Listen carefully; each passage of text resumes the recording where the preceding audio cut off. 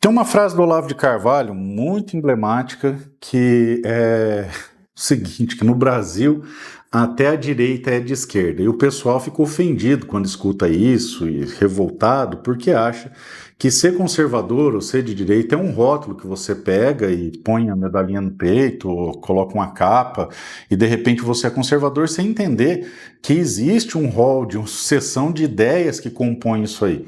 Então, quando é feita essa crítica, é por conta de um seguinte: a esquerda no Brasil venceu a guerra ideológica, venceu a guerra cultural.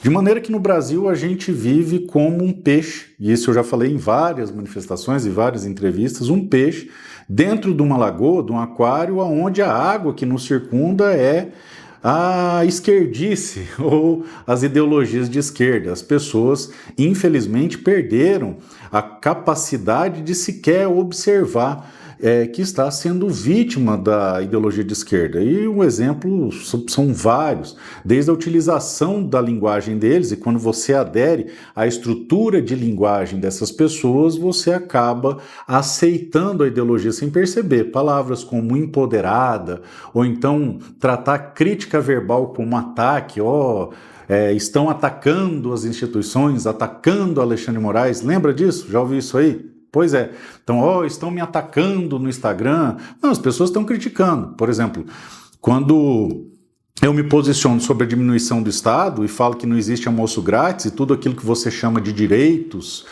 que são coisas que, em última análise, alguém vai ter que pagar por isso, no final da história quem paga é você, o pessoal fica revoltado, são meus direitos. Não, não são, é você que paga. Só que você não consegue entender isso aí.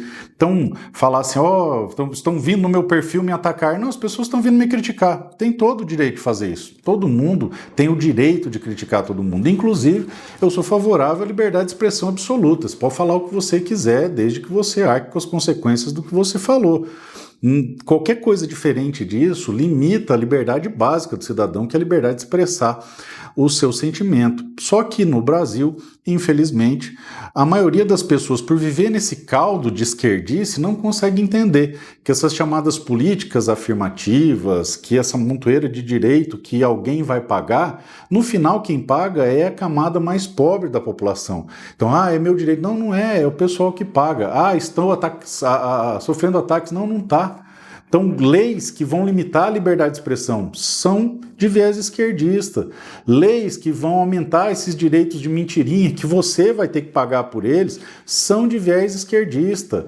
Esse mimimi, esse vitimismo, essa coisa de querer que o Estado te proporcione alguma coisa, é de viés esquerdista. O Estado, no geral, ele tem atividades mínimas, que o principal delas é manter a segurança. O Estado foi concebido para manter a segurança pública e nem isso faz. E aí, como não faz, fica criando várias outras coisas para justificar o seu custo elevado. Então, no Brasil, você reclamar de ineficiência estatal, que o seu imposto não tem retorno, é a mesma coisa que você reclamar de um ladrão ou de um mafioso que cobra uma taxa de proteção no bairro para você e não te oferece nada. É basicamente isso que acontece no Brasil.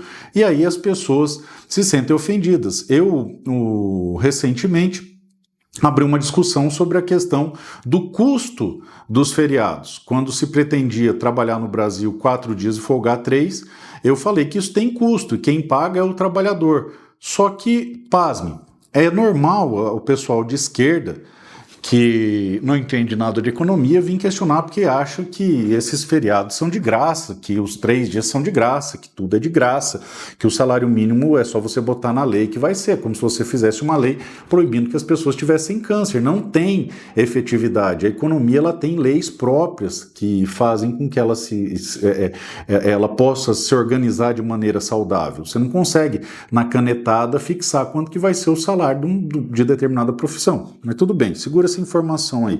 E aí eu vi várias pessoas de esquerda vindo reclamar que não entendem nada, não sabem nem o que é custo, o que é composição de custo, que compõe o custo. Normal, não me incomoda.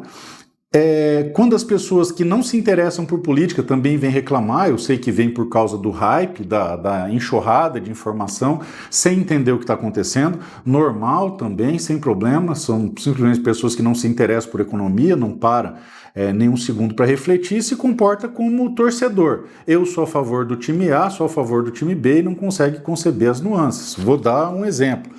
Quando ficou no hype da imprensa essa questão da PEC da jornada 6 por 1, que reduzia para 4 por 3, as pessoas querem carimbar em todo mundo quem é a favor e quem é contra.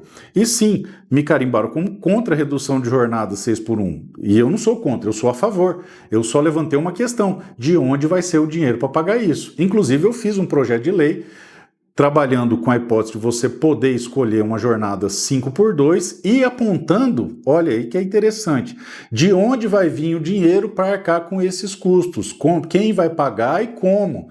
E claro, eu apresentei como solução reduzir o tamanho do Estado, cortar principalmente as emendas, que são alguns bilhões, tá, de todo o legislativo, cortar regalias, cortar benefícios, cortar supersalários, estabelecer um teto constitucional, para que aí, reduzindo o custo estatal, você possa tirar a oneração da folha de trabalho. Sim, aqueles encargos que o empregador paga. Pois muito bem, mas qual que é a razão desse vídeo? Eu me assustei quando eu vi pessoas que querem ser de direita, que se entendem como sendo de direita, que sinceramente acreditam que são de direita, defendendo o aumento do Estado, defendendo o aumento do peso estatal, defendendo o almoço grátis, em última análise.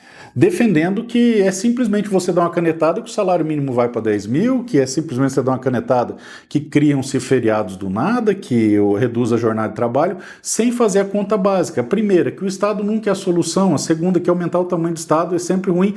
E a terceira, que todos os meus projetos de lei convergem para a liberdade de escolha do cidadão. Você pode ter 5 dias de folga se você quiser, desde que seja uma decisão sua e não uma proibição estatal. No Brasil, funciona assim, todos os dias de folga você é proibido de trabalhar. É isso mesmo que você ouviu, pode pesquisar. No Brasil, os dias de folga você é proibido de trabalhar, ainda que você queira. Se você buscar uma iniciativa formal, um emprego formal, que diz respeito a isso aí, você vai ter problemas, porque é proibido, dá multa para o empregador, dá um monte de coisa. Só que as pessoas não conseguem entender isso aí. E muitas vezes você vê políticos que se dizem de direita no mundo todo aumentando taxa, aumentando imposto, criando taxa disso, criando taxa daquilo, ou ainda aumentando fiscalização, aumentando regulamentação. Ah, Paulão, mas regulamentação e fiscalização não é bom? Do Estado não, porque é só um jeito do Estado arrecadar mais dinheiro e morder mais ainda o seu bolso. Se você quer que algo seja fiscalizado, regulamentado, que seja autorregulamentado, que o setor regulamente, o mercado discipline quais são as normas. O produto não está bom, a coisa está ruim, bom, então as pessoas vão parar de consumir daquele fornecedor e essa é a regra básica. O Estado sempre quando entra na operação é para tornar ela mais onerosa e no final ser ineficiente. Veja, a proposta inicial do Estado é lutar contra o crime. Só que, no Brasil, de cada 100 homicídios, apenas 8 são solucionados. E desses 8, menos de 2 são condenados e cumprem a pena até o final. Então, se nem dos homicídios, que é a função básica, primordial do Estado cuidar, ele não cuida, você realmente acha que ele vai cuidar da saúde? Ou ainda você acha que o SUS é de graça? Não, amiguinho, o SUS é caro, muito caro. E se você recebesse dinheiro referente à saúde para contratar um plano de saúde à sua escolha, como uma espécie de Bolsa Família da saúde, seria muito mais barato do que a existência do SUS. Mais que isso, não, mas nós temos educação pública. Você acredita mesmo que é de graça? Não existe de graça. Sempre quando algo é de graça, o produto é você. Então, aos amigos que pretendem ser de direita, pretendem andar à direita, e você que também já é de direita, eu convido você a começar a engatinhar no que se entende como escola austríaca de economia, tá? Então eu recomendo muito, urgentemente, que você leia esse livrículo aqui, esse livrinho pequenininho, tá? As 6 lições de Mises. Isso aqui é uma palestra que o Mises deu na Argentina, Ludwig von Mises deu na Argentina, e pegaram a palestra e transformaram num livro. Então isso aqui você lê num dia, numa sentada você lê isso aqui. O cara que gosta de ir pro banheiro e levar livro, numa ida no banheiro você lê isso aqui. O cara que gosta de ler antes de dormir, uma noite você lê isso aqui.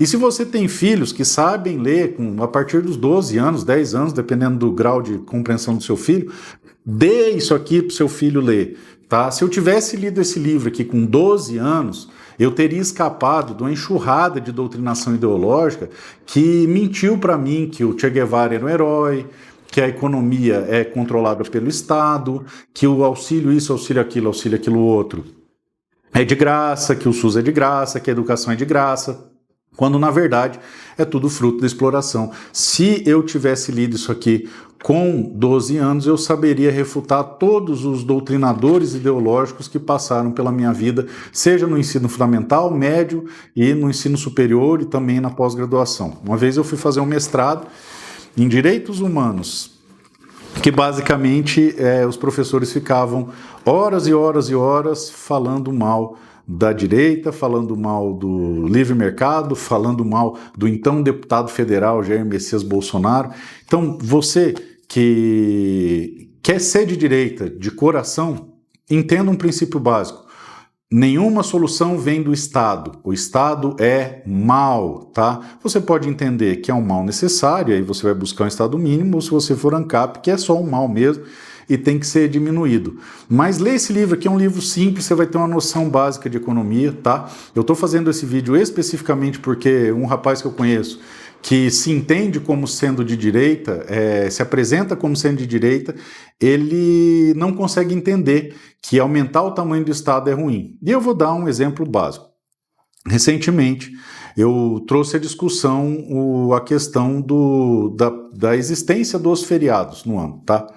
E por que tem feriado e, claro, quem que paga por isso? Estima-se que os feriados no Brasil chegam a custar 60 bilhões, ou até quase 5% do PIB nacional. Bom, se ele tem um custo, alguém paga por esse custo, não é mesmo? E, claro, você não é a Janja para falar, é a empresa que paga. Lembra que botaram imposto no negócio da Shopee, da Shein? Ela falou, não, quem vai pagar é a empresa. Só que, na verdade, você paga, a empresa faz o repasse. Então, não faz igual a Janja, quem paga é o empresário malvadão. Não, cara, quem paga é o trabalhador. Então, você quer ter feriado? Ótimo, acho lindo. Tenha quantos você quiser, mas saiba que é você que está pagando.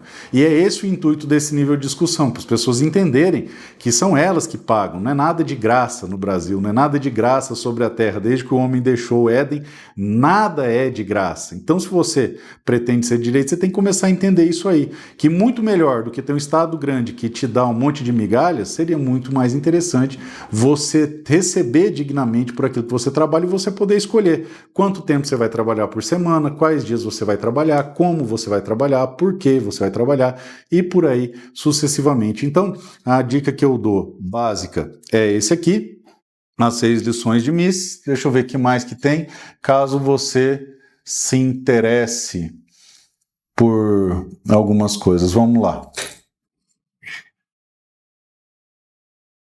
E aí, caso você se interesse pelo tema e queira ler mais, eu recomendo que você leia A Ação Humana, do Ludwig von Mises, que você leia Revolução e Contra-Revolução, do Plínio Corrêa de Oliveira. Recomendo que você leia Pensadores da Liberdade, do Rodrigo Constantino, Homem, Animal Político, que você leia A Revolta de Atlas, que não está aqui, está lá em casa, minha filha está lendo, que você leia também O Jardim das Aflições, que é o mínimo do Olavo de Carvalho, claro, e o mínimo que você precisa saber para não ser um idiota. Isso aí é o básico do básico. E claro, depois tem vários livros sobre conservadorismo. Afinal de contas, por mais que as pessoas critiquem e xinguem, me esculhambem na internet, eu não acho ruim. Se você vier no meu perfil para me xingar, me esculhambar, por aquilo que eu faço, que eu fiz, que eu defendo, normal. Eu vou achar até engraçadinho, vou achar até divertido. O que eu fico pé da vida é as pessoas não terem a menor noção do que está acontecendo, não se informarem e vir aqui nos nossos perfis falar um montão de mentira, falar um montão de absurdo. E parafraseando o presidente Bolsonaro, eles podem me chamar de qualquer coisa, menos de corrupto. E o mais interessante é o seguinte, dentro dessa enxurrada de fake news, a imprensa, claro, sempre inventa alguma coisa, alguma mentira para tratar disso. Pois é, isso aí. Então, pessoal, você que é de direita, quer ser de direita, permanecer na direita, começa a entender que nós vivemos numa bolha de esquerdismo, numa atmosfera de esquerdismo, e que para você começar a enxergar o que está acontecendo, lembra do filme do Matrix? Você tem que tomar a Red Pill lá, daí você vai começar a ver que realmente o ar que nós respiramos, infelizmente, é vermelho, desde o vocabulário até a cultura, até esse negócio de férias. O cara falou, mas isso é uma questão cultural. Eu falei, justamente, é isso que a gente tem que combater. Então é isso, Deus abençoe vocês, boa leitura e um forte abraço.